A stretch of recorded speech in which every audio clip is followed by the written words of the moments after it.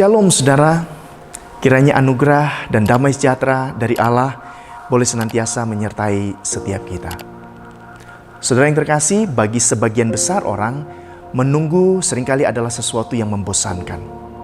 Apalagi menunggu untuk ketidakpastian.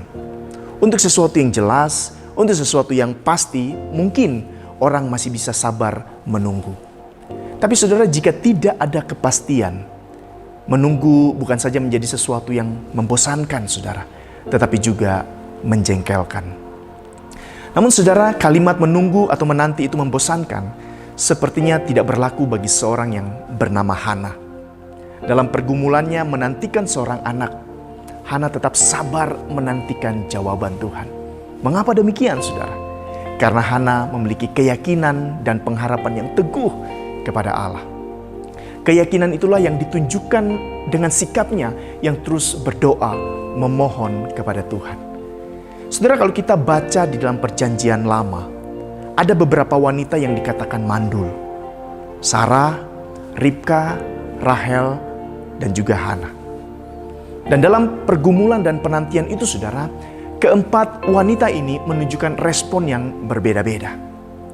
Dan di antara mereka ini saudara, Alkitab mencatat hanya Hana yang dalam penantiannya itu, dalam pergumulannya itu, ia datang berdoa kepada Tuhan, mencurahkan isi hatinya, memohon kepada Tuhan.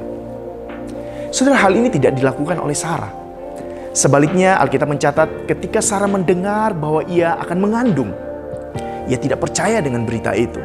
Ia meragukan janji Allah. Ia bahkan mentertawakan janji itu. Lain Sarah, lain juga Ribka, saudara. Sekalipun tidak sedramatis Sarah, saudara.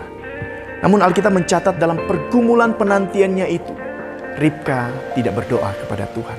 Yang berdoa justru Ishak, suaminya. Demikian juga dengan Rahel, saudara. Dalam penantiannya bukannya dia berdoa memohon kepada Tuhan.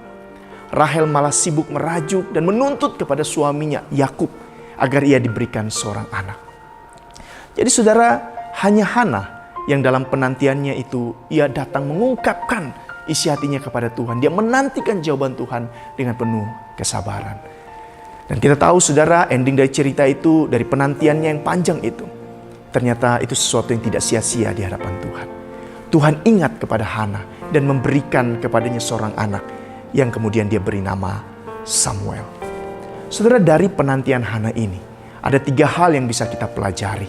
Pertama saudara, bahwa Allah tidak pernah menutup mata dan telinganya terhadap setiap ungkapan umatnya. Jadi seharusnya saudara, di dalam penantian kita jangan tergesa-gesa menilai bahwa Allah tidak mendengar doa-doa kita. Yang kedua saudara, dari isi doanya, kita melihat saudara bahwa isi doa Hana itu berorientasi kepada kepentingan Allah, bukan kepada keinginan atau kepentingannya sendiri. Hana berdoa, Tuhan, jika sungguh-sungguh Engkau memperhatikan sengsara hamba-Mu, memberikan kepada hamba-Mu ini seorang anak laki-laki, maka aku akan memberikan dia kepada Tuhan untuk seumur hidupnya.